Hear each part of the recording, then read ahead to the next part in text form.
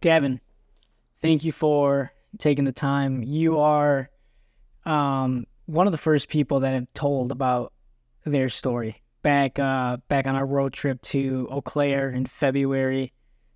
Before the idea saw really the light of day for the most part. You were in on it. You were in on it early. And you've been nothing but supportive. So had to thank you and been looking forward to this conversation for a long time. We've tried it one other time, didn't necessarily work out, but um, I'm ready to get into it.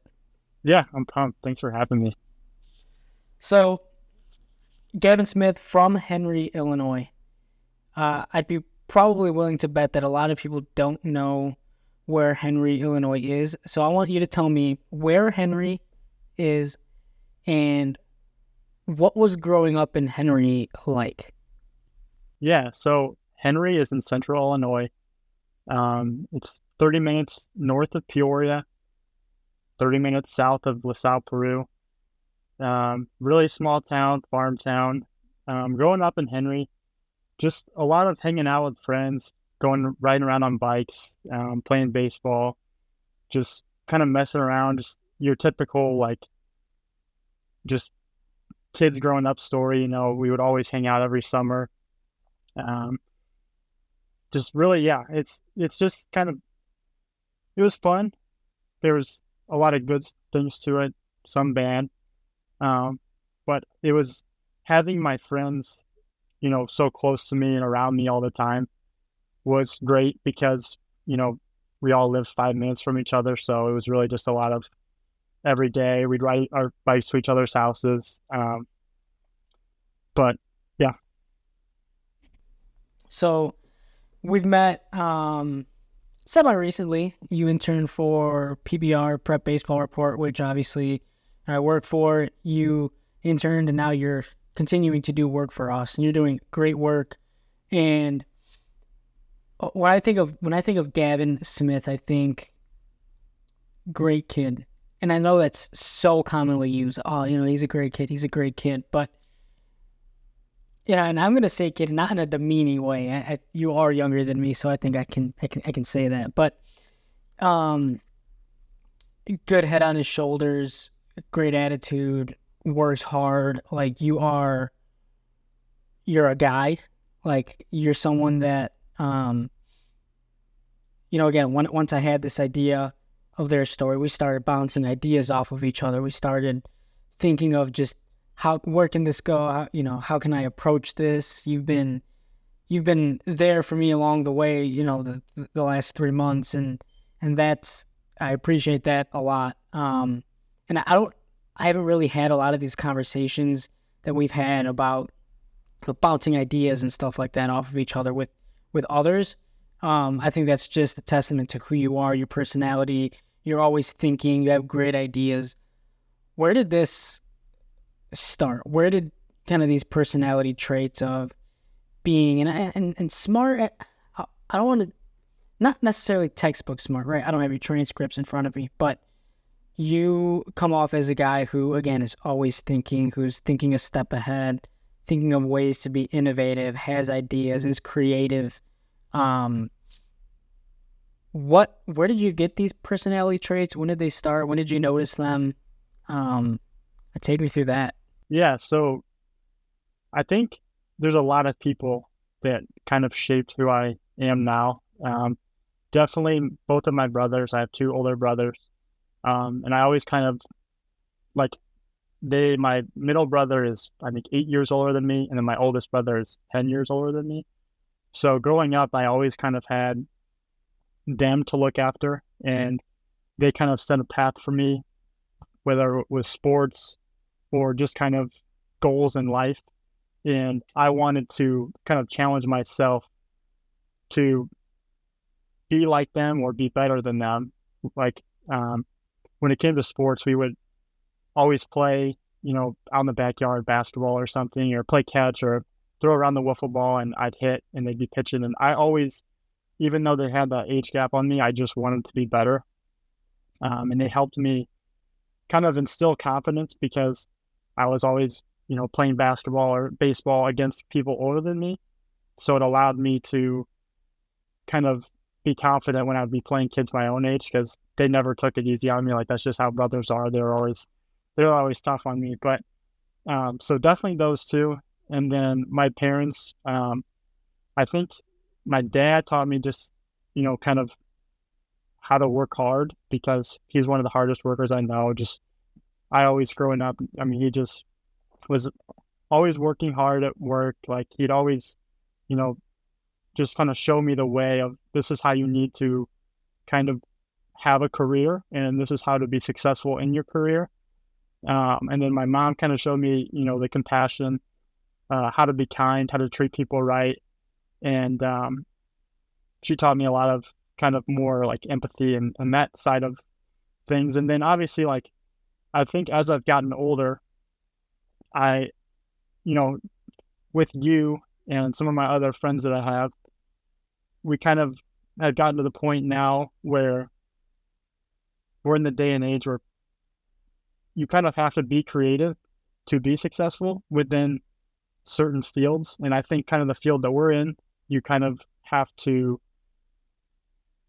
think outside of the box. It's not so cookie cutter like maybe it was back in the day and how careers used to go. I think so.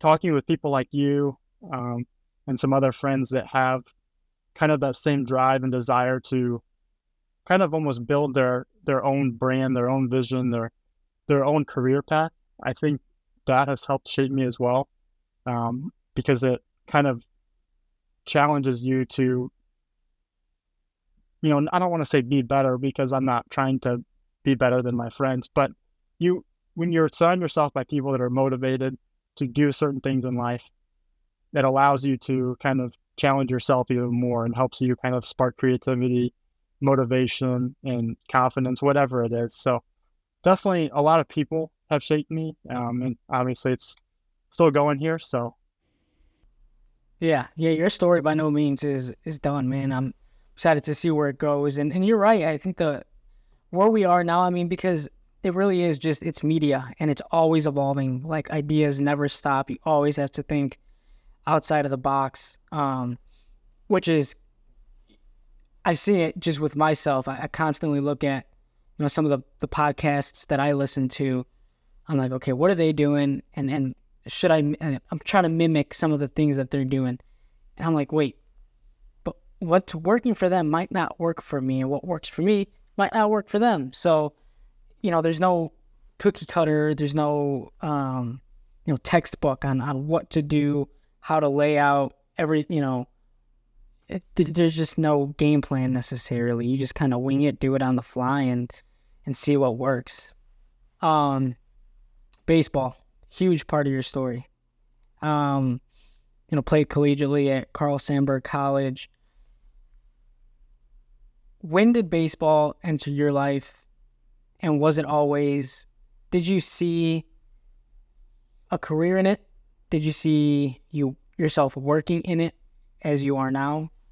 When did baseball start for you? And did you think it would lead you to where you are on May 18th, 2023? yeah, I definitely never thought that I would be in the position that I am now, with the job that I have. I'm thankful that I do have the job that I have, but I guess baseball started for me it kind of goes back to what I was talking about with my brothers. Probably 3 years old. I mean, I was really little when I started playing, and just, backyard wiffle ball, my dad and my brothers throwing to me, playing catch with them. It was always this thing where my dad and my two older brothers would be playing catch,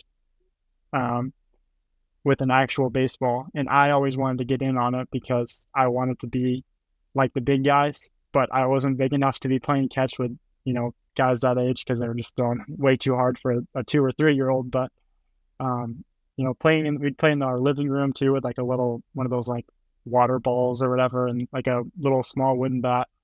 But yeah, so just when I was 2 or 3, that's when I started. And then I went into like T-ball, and it's kind of like a running joke in my family. So I had always seen my oldest brother play. And when I was in T-ball, I would like want to steal bases and like play like how you're actually supposed to play. But obviously when you're in T-ball, that's just not how it works. So I only played T-ball like 1 year, and then I went on and started going to like coach pitch and stuff. And it really didn't, I didn't have like that desire or even thought, or probably didn't even know that it was possible to play baseball professionally until I started playing like travel ball at like 10U, 11U, 12U. And that was nothing crazy. It was just like Henry had like a travel program. And we were good, and it was just us playing with my friends. But at that point, it was kind of in my head. I'm like, well, I want to, like, this is my dream. Like, if I can do anything, it's to play baseball professionally. I get older, and junior high comes around. That dream's still there. I just, that's all I kind of thought about was baseball, playing baseball. I liked basketball a lot. I played basketball growing up, but baseball was just my main sport always. And then come high school, it was kind of more, I was like, okay, well, college is my first option right now. So I was kind of trying to figure out how I would fit in at a college positionally. I knew that pitching was probably my best option. So I started kind of looking at schools, and senior year at junior college, Carl Sandburg was the only school that I actually had a chance to play at. And I think in my head, I thought I was a lot better than I actually was, but I guess I got to college, and my like thoughts towards the game changed, because in high school, and I don't mean this to come off the wrong way, but like I just was so confident because I was one of the better players on my team and in our area. So I never like had any doubts. But then when I got to college, you see all these guys, and I was with the pitchers predominantly because I was a PO. So you see all these guys throwing 85, 86, 87, and I'm like throwing 79, 80. It's like, dude, come on. So it kind of got in my head where I'm like, am I able to do this? Like, am I even good enough? And then I think I started having like these doubts of whether I was good enough or not. And then I kind of just struggled. Like, I think I struggled on a mound where I would pitch in college because not my physical ability. I think physically I was able to get people out at that level and compete, but mentally I wasn't there to, like, I didn't have that mental strength or mental toughness to compete at that level, because I think anyone you ask that plays baseball or sports in general, you know that you have to have that mental toughness in order to be successful at every level. But as the level goes higher, the higher like mental confidence and toughness you need. So I just don't think I had that, and I just wasn't successful, and it was really hard. So I kind of transitioned out after my sophomore year, because I was the COVID year too, so it ended short. So I was already kind of done with it. I had a couple opportunities to play at some D3 schools, but I just knew that the love for the game wasn't there anymore. So I decided to transfer to Illinois State just for school. And then at Illinois State, I kind of just was like, I'm done with baseball forever. I don't want to be around it. Didn't want to watch it. Nothing. I don't know if I was angry or just what the situation was, but I stopped playing, and a couple of years go by at ISU and kind of missed the game. So I applied for this internship with PBR, got it. And ever since then, that was last summer. I've been around the game, watch it, love it. So I'm back in it, but in a different way, and probably in the way that was meant for me. So I'm happy with that. Take me back to Carl Sandburg College. Did you have any humbling moments, maybe one or two that you can remember? Was there maybe a certain moment, or was it just over time you maybe realized, whether it was mentally or physically, that you weren't at the level you wanted to be? Because it sounds like you could get guys out you could perform. You're there. Everyone says it. You're here for a reason. You're here for a reason, and you are. I mean, because that's the truth. It's so, it's said so much, but because there's some truth to it. You were there for a reason. You belonged there. But were there any specific moments where you started to think, okay, maybe I don't belong here? So, like that actually just brought a flashback back. Not a good one either, but I was on the mound, East Peoria against ICC. It was a fall game. A cold fall night. Big lefty from ICC comes up to the plate. I think he was our 3 or 4 hitter. I just threw a fastball right down the middle. He just took it over the right field fence for an absolute bomb. And I just kind of looked up at it. I was like, shoot. And like that, my confidence after that just like dropped. I'm like, all right, well, I'm just getting shelled. Like no one else has had a bomb kill off from that far, but I come in and pitch and that happens. So I think that was a really determining moment for me that kind of set me back a little bit. And then from there, it was more, I think a lot of it was, I was in my head so much of, like, as a pitcher, you want to be on the mound and thinking, I'm going to get this guy out. I'm going to throw this fastball here. It's going to, he's going to swing and miss, or it's going to just dot the corner or whatever. And my mentality was, when I was pitching, was more, please just throw a strike. Like, yeah, that's a horrible mentality to have. But I got to the point where I just was like outside the zone so much, and I just always like visualized throwing a ball. So when you visualize that, you think that, you say that to yourself, it's what's going to happen.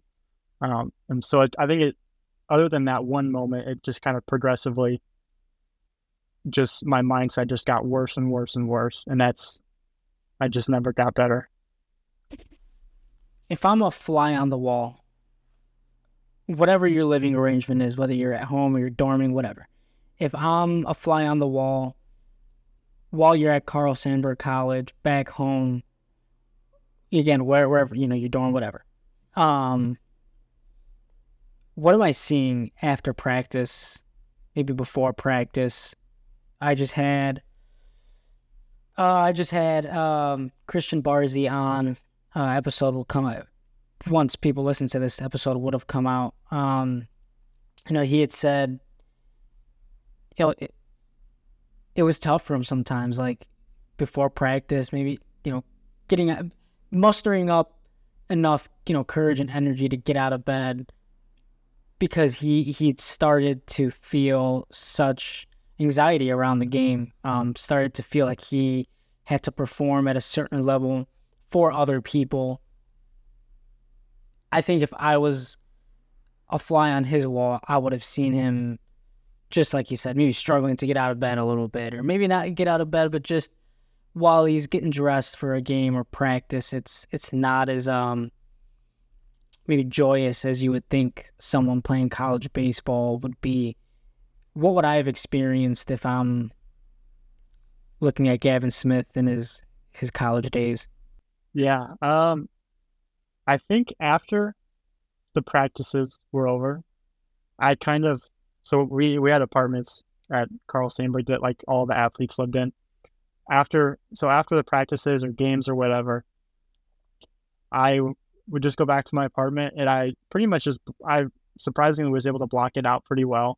Maybe 15 minutes afterwards, me and my roommate, we would just sit and talk and kind of go through it, because I was mad or he was mad or whatever happened that day at practice, and how we performed. We would talk through that a little bit, but it was more for me, it became like it was kind of, I thought of it more as like a job rather than fun. So kind of like you had mentioned before practice, it's like you wake up, like I mean, even lifting in the morning, my lifting group was at like 6:30, I think. And I didn't even mind lifting that much, but it still was just, I'm waking up, and it wasn't like I was super excited, or especially my freshman year, I wasn't super excited or energetic to go or motivated. And same thing with practice. It was we would always just kind of wait before practice and kind of be mad that practice was going to happen that day because I knew I'd go there. And especially if I had a bullpen scheduled to throw that day, I probably was going to be throwing a bunch of balls or I was going to be thinking negatively. So I just kind of started dreading it.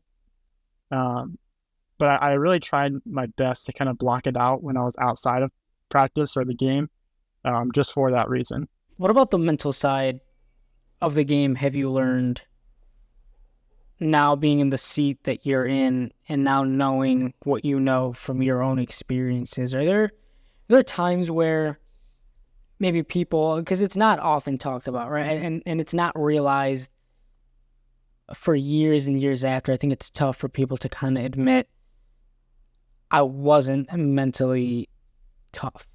I think it's super hard for people to, one, realize that, two, vocalize it.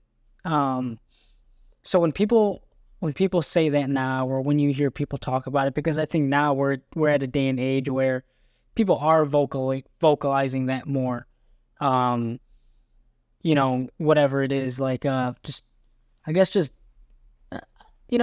adversity. I don't like using the word adversity. It's so many things fall under that umbrella, but I think it's just a buzzword overused, and I guess now I'm on my soapbox. But now being in the seat that you're in, do you relate to some of those? And again, it's vocalized more now. You see professional athletes talking about, a tough start, how it affects them, how long it might last, how much they might think about it. Do you relate to a lot of that now that you're in the seat that you're in? Can you notice it in other players at times? Can you, what do you know now, I guess? Or how do you see the whole mental side of the game now in your seat, knowing what you know from your college days? Yeah, it's especially with what we do for work at baseball games all the time. I see so many kids when they pitch, especially, give up a home run, give up a couple hits, and you can tell that they don't know how to handle failure. And I get it 100% because it is hard, especially when you're a really good player that is committed to a big-time school, throwing really hard on the mound where you should be getting these kids out. And when you give up a hit or a home run, like, that's hard because they probably don't really see failure that much. And that's kind of the same boat that I was in. And I hate seeing that. And I think it's tough to see that, but it's just so hard to teach someone how to be mentally tough, or how to even accept that when something doesn't go well.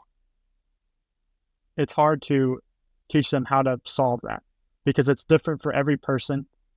The way it works for me, or the way I understand it, or the way that I could help myself think differently when I'm on the mound or think positively is going to be different for you. Like so I do sympathize with it when I see it happen.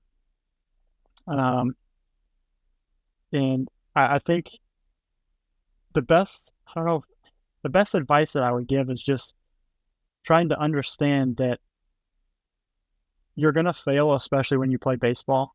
And I know it's super cliche to say this, and it is, but you're going to fail. Like, good players, Hall of Famers, fail 7 out of 10 times and they still get into the Hall of Fame. Like, that's the most cliche thing ever, but it's so true.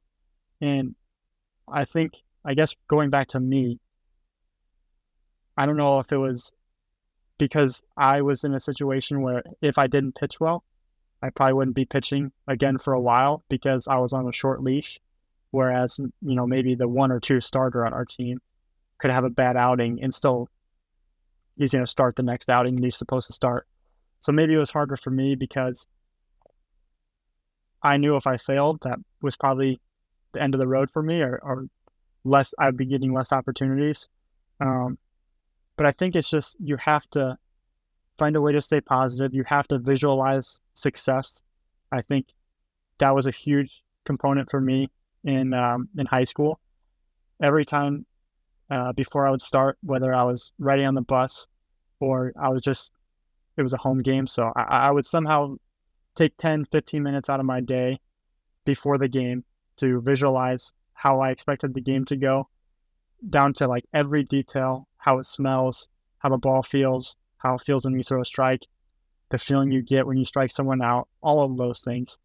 And I think that's a really big part that I like helped me be successful in high school, and I didn't carry that over to college, and I don't know why, but I think that's a really big piece of advice I would give to someone. Is just use visualization as a way to help you.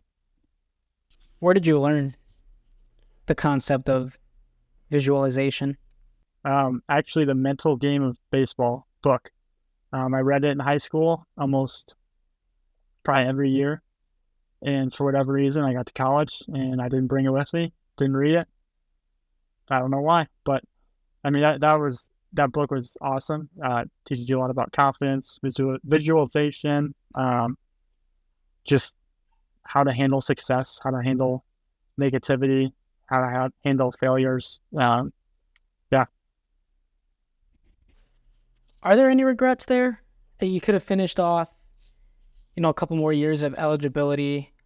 I had my former wrestling coach on. Again, by the time everyone's hearing this, that episode would have been published. We talked a little bit about maybe his regrets and his losses and mine. I ultimately did not achieve what I had set out to achieve in my wrestling career. And even at the age of 26, I don't want to say it haunts me, but I think about it whenever I go and visit the wrestling team back in my high school, or if I have a buddy whose younger brother or something is wrestling and I'll go catch a tournament or a meet or go watch a match.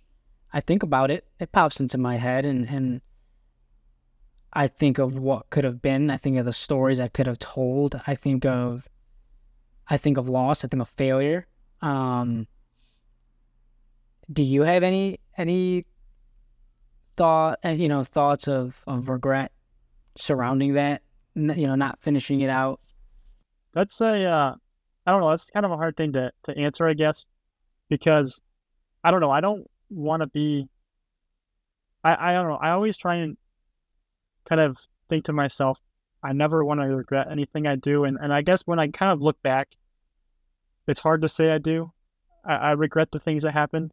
I think the only regret that I really would have is that I didn't appreciate playing in college more, because as a kid, like 5-year-old Gavin Smith to 18-year-old Gavin Smith would have been super proud of the fact that he was playing in college, even if it wasn't Vanderbilt or Illinois or wherever, even if it was just a junior college. Little Gavin Smith would have been so proud of that. And I think the fact that I didn't appreciate the opportunity, or that I had that opportunity that maybe not a lot of the world gets to have, I think I should have appreciated that more. But I don't regret anything other than that, I guess, because it not playing those extra 2 years or 3 years, whatever it was that I would have had, allowed me to get to where I am now. And had I been playing for another 2 years, whether it was at a D3 or wherever else, I probably wouldn't have met the people that I met. I wouldn't have been with the people that I am with now. I wouldn't have the job that I have now. So it's hard to say that I regret it. I don't like to say that I regret really anything, because I think everything happens for a reason, like truthfully. And that's another super cliche thing to say, but I really do believe that. So I'm happy with how things went down. Obviously, looking at high school or something, I wish we would have won a state championship.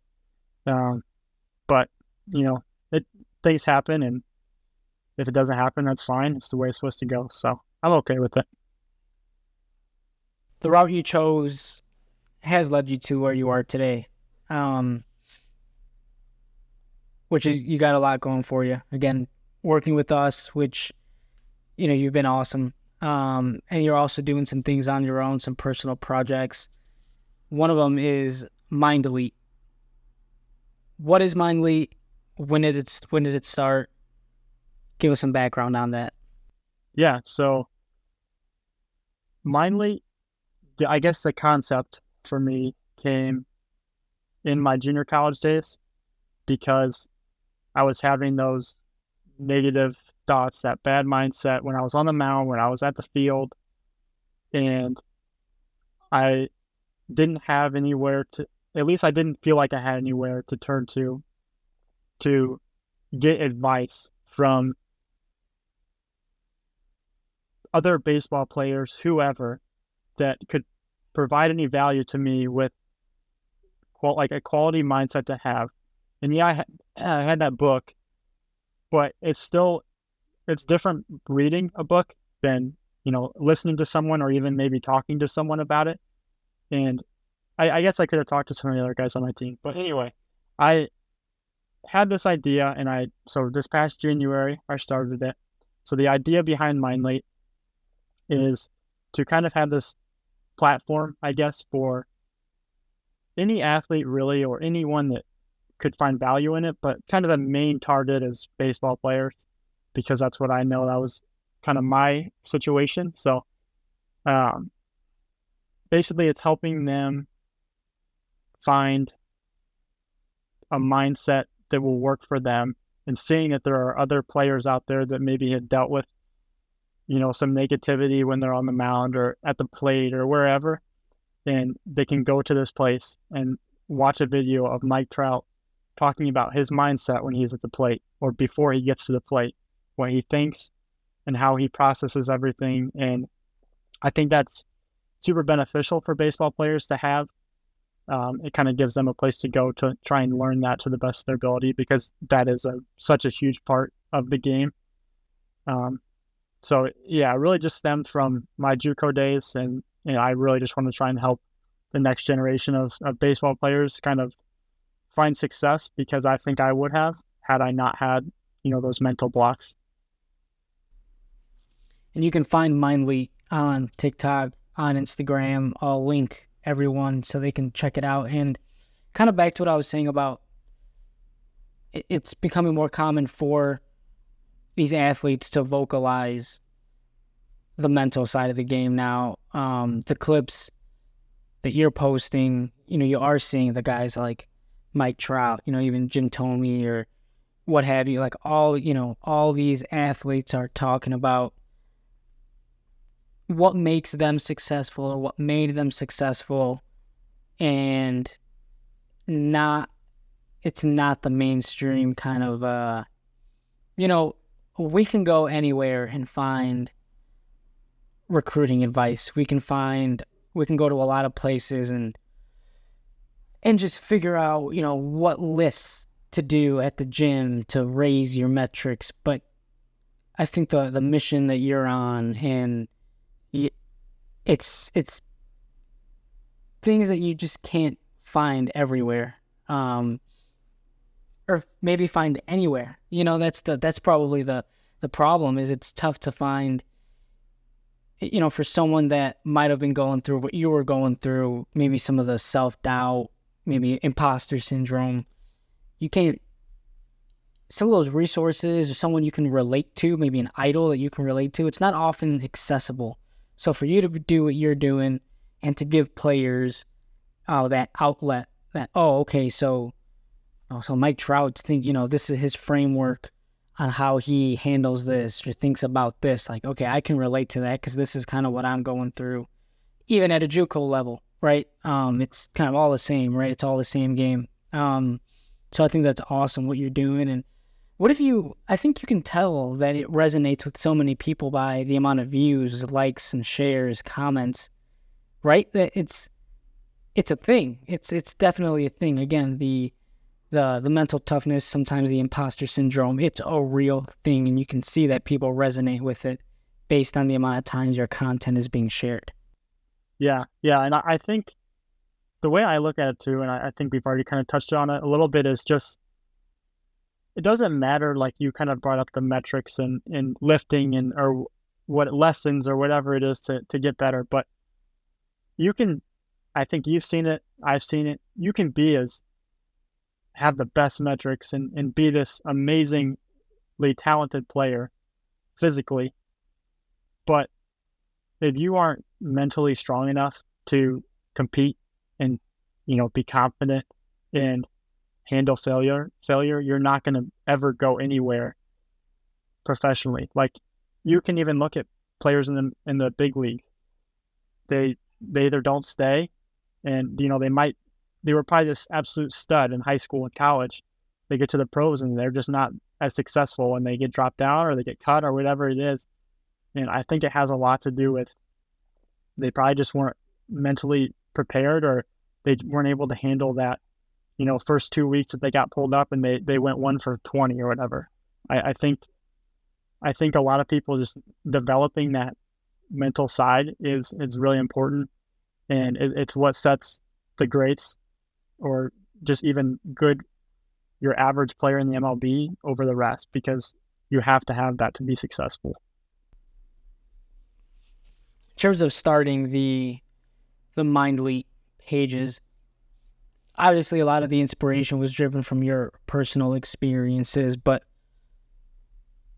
what made you start it in terms of, did you realize that there was a certain time to start it? And I mean that did you notice maybe a demand for it? Did you see maybe some other things out there that you saw resonating with people, and that you thought that you can offer it maybe in your own way, or aside from your personal experiences, was there anything else that drove you to start this? Because not only, I guess there's a few parts to launching something or starting something. It's one, the internal maybe experiences and desire, but two, you must have seen a market for it. You must have seen something there, maybe a demand, I guess. Did you see that out there? Kind of. I think a lot of it too, like so I'd had this idea for a long time, and even I've just had this, I don't know, I've always kind of wanted to start my own brand, or whatever you want to call it. Just kind of like what you're doing, something where it's a passion project, just seeing what you can do because you enjoy it. And I read this quote, I think it was in a book, or maybe I saw a video, but it basically said, you're never going to be prepared to actually do something, whether it be starting a podcast, starting a company, whatever it is that you're doing. You're not going to be prepared to do it. And planning it for weeks and months and years isn't going to do any good for you. You just have to actually do it. So that's kind of what I did. It really wasn't right now. I feel like there's a need for it, because I think there's been a need for this to be talked about for a long time. But I think at the time it was more just, all right, I'm either going to do it, or I'm just going to keep telling people, my friends, hey, this is an idea I have. And I didn't want it to be an idea. So I just went ahead and did it. And obviously it's hasn't really been anything huge other than, some social media pages and platforms, but it was kind of just, hey, I want to see if I can even do this and see if I can provide value to people. And I like to think that it has somewhat so far.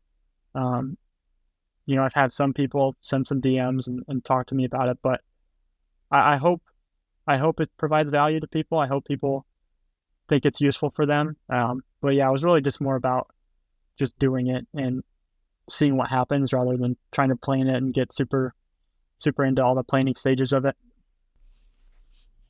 What have you learned from launching? Is there anything that you've learned, whether it's from players, again, maybe reaching out and telling you how much it resonates with them, or maybe something you learned about yourself, or actually starting a passion project? What have you learned from starting Mindlete? Yeah, I think I've honestly just pretty much, for a while, every day I was posting, and then it became, I think, bi-weekly I did it, and then just once a week. And I've kind of been lacking a little bit lately, but when I was doing it, you're watching these videos of people talking about staying positive, having these good mindsets. And it really did help me where every day I kind of learned that you need to wake up and just be grateful. I think that was a really big takeaway that I've had from almost every single person that I watched the, podcast of or whatever. It's just, they usually say the same kind of concept of wake up and be grateful. And that's kind of how you start your day, of being positive or having these right thoughts. So I think that was kind of the main thing for me, is just waking up, starting the day. It's super simple, just being thankful for the day, ending the day also being super thankful, and just kind of looking back and realizing what you did, the highs, the lows, because every day is going to have a low, every day is going to have a high, but you just have to appreciate each of those for what they are. And then I guess outside of kind of mindset, I just learned how to use TikTok better, which I think actually is going to be very valuable, just because of the reach that you can kind of get on there. And just kind of challenging myself to learn how to edit videos a little bit and kind of get clips like that. I mean, I had no idea how to do it, but I just went for it, and I challenged myself just to try and do something I didn't really know how to do. So I think that was big for me. I've said it before. If I waited until I knew what I was doing to start this podcast, to start their story, it would have never gotten off the ground. It really is just kind of a step-by-step, learn as you go. Again, it's cliche, but I didn't have to learn how to publish in an RSS feed and all this stuff. I didn't know how to do that to book a guest, right? So once I book the guest, then I move on to, okay, how am I going to talk to someone, through what platform, and then how am I going to edit it, and then how am I going to publish? And that's one thing that I've learned, is just that concept of, man, just, you're right, man, just kind of just get started, and it'll work itself out eventually. You've mentioned the gratitude and being grateful. What is Gavin Smith grateful for? You touched on a couple things, just, waking up, being able to start a new day and being able to end one. But what else is Gavin Smith, grateful for? So I think one of the biggest things for me, so when I was in college, when it came to kind of picking a career or a major, I kind of grew up in with the idea I was going to be an accountant or something financial, or, something very, I don't know, I guess basic, because that felt like the safe option. I ended up going into marketing, which is still a pretty basic field, but I felt like it was a little more broad to where I could kind of do other things else. Because I don't know, with accounting, it's kind of, you're going to be an accountant or something financial related. At least that's how I envision it. But I think my marketing degree allowed me to get the job that I have now. And I think that is probably one of the most something that I'm most grateful for, is the job that I have, because I get to be around baseball every day. I get to talk about baseball every day. And I don't think there's anything better than being able to do that every day. I love it. It's just fun. Yeah, there's some things you do that might not be super fun, or just kind of a little bit of a boring day or something. But for the most part, I'm watching baseball. I'm watching video of baseball. And then on top of that, you have the group of guys that we get to work with, just a fun group, some really good friends that I've made within the short time that I've been here. So I think that is one thing for sure, because it consumes so much of my days, that I'm very grateful that I get to have the job that I have with the people that I have, because I don't think a lot of people get to wake up and be excited to do what they do. There truly aren't many days that I have to wake up and be mad or regret doing what I'm doing. So I'm super thankful for that. And I think that's one of the biggest for sure. And then also friends, family, girlfriend, things like that. Just, they add to it and help make those days better if they're not a great day, or if it is a great day, they help add to that even more. So You finished your career at Carl Sandburg College and, enrolling at Illinois State, having, like you had said, maybe losing a little bit of love for the game. Maybe it's just losing the love of playing it. If you think of, where you were back then, your relationship with baseball, kind of in that transition from leaving JUCO to go to Illinois State as a student, did you think you'd have a job in baseball? Did you think that, and if someone told you that, back then, would you have believed them? Two, would you have wanted it? that's a good question. I think when I think about it now, for sure, I think I would have said I wouldn't have wanted it at the time. Um, but I also don't think I would have. I would never have guessed that I would have had a job in baseball because I thought it was kind of a reach or something that would be just hard to do. Um, and I just, yeah, I mean, it really wasn't even something I was interested in anymore. I just kind of wanted to stay away from it. I mean, honestly, I don't think I picked up a baseball glove from the moment that we found out our season was canceled because of COVID, probably for at least a year. And that was just not like me, especially with the summer coming up, because usually every summer, I'd go out in the backyard and play catch with my dad or my brothers or one of my friends. We'd go just play catch at the diamond or something, but I didn't do that. I had no desire. I wanted to stay away from it. So yeah, there was never in a million years would I have guessed that I would have had the opportunity to work in baseball and kind of grow my career and center it around that. So yeah, I'm thankful that I am, but yeah, it's definitely not where I would have ever expected to go. Some of the pieces of advice you've given throughout this conversation, I think will be helpful to players. One was visualization. What other, because you've done it, you've lived it, what other advice could you give to someone who is feeling that right now, is feeling maybe again that imposter syndrome, or just got, finishing up the college season right now?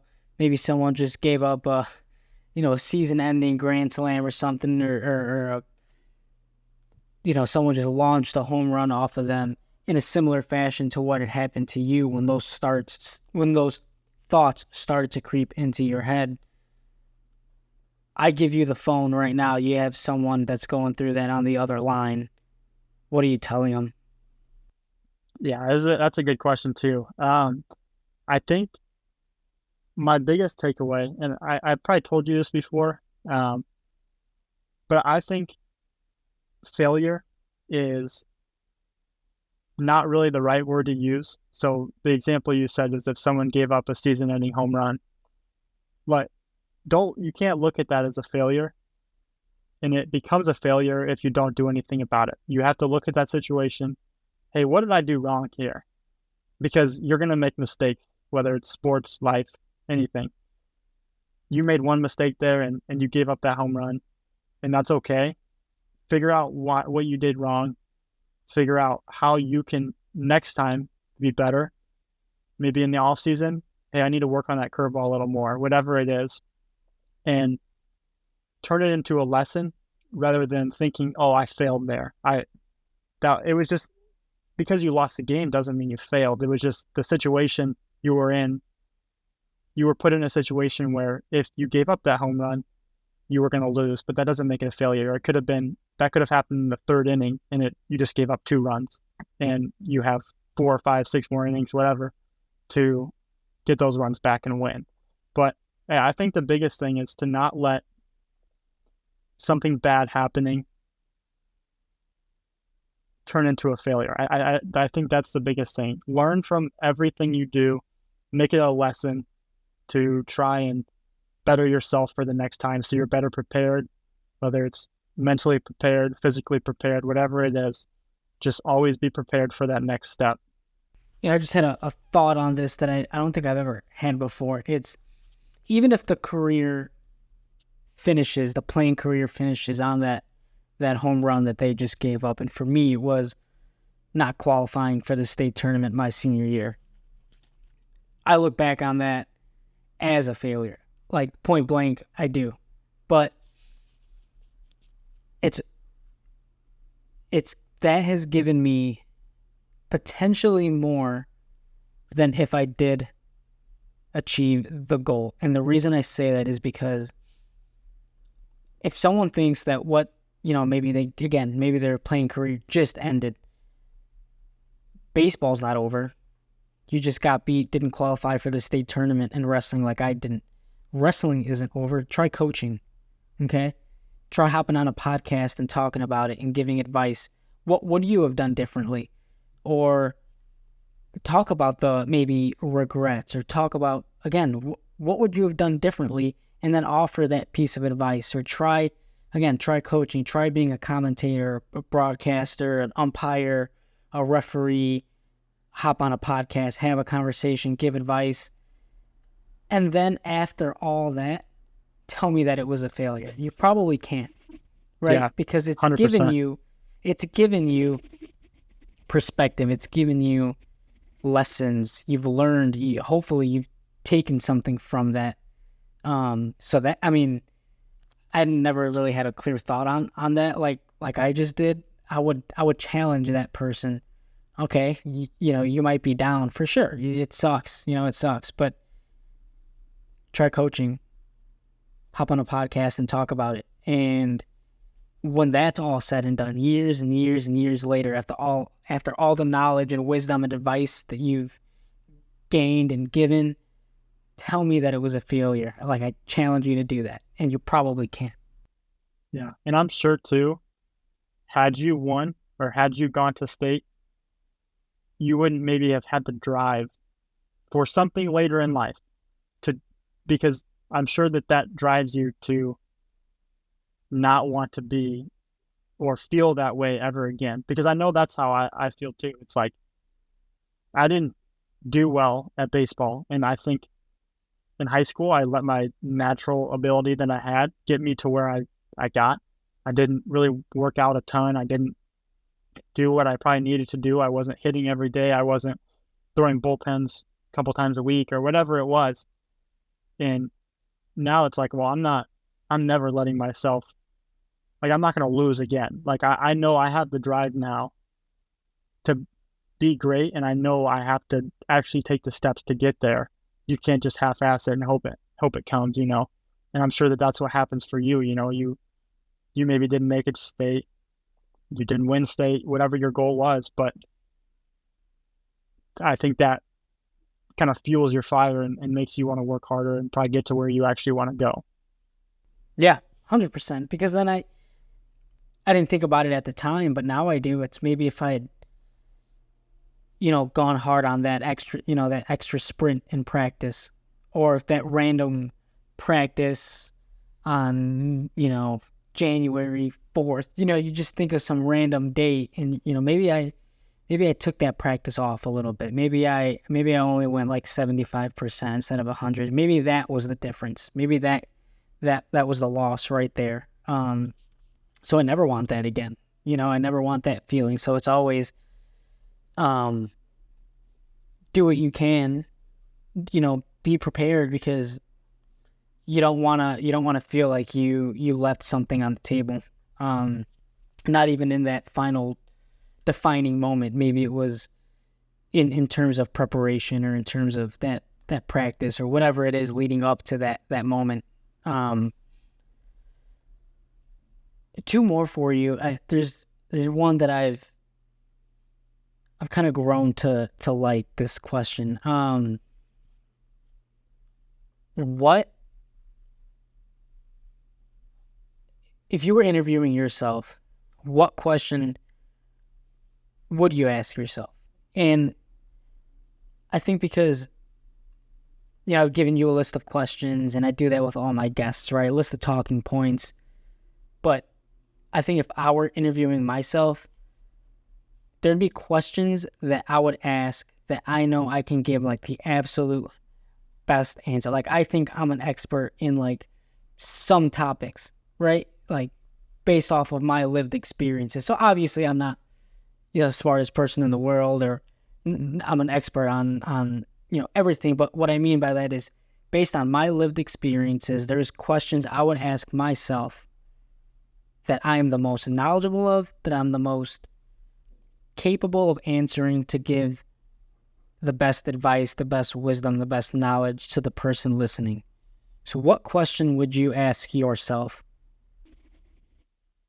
Yeah, I think that's a good question too. I think it's hard because the knowledge I have is obviously only to this point. It's not like I'm some 50-year-old person that has this whole life experience. But I think as of now, I think kind of what we even just talked about today is probably the best advice, or the best advice. Yeah, the best advice that I could probably give someone. And it's,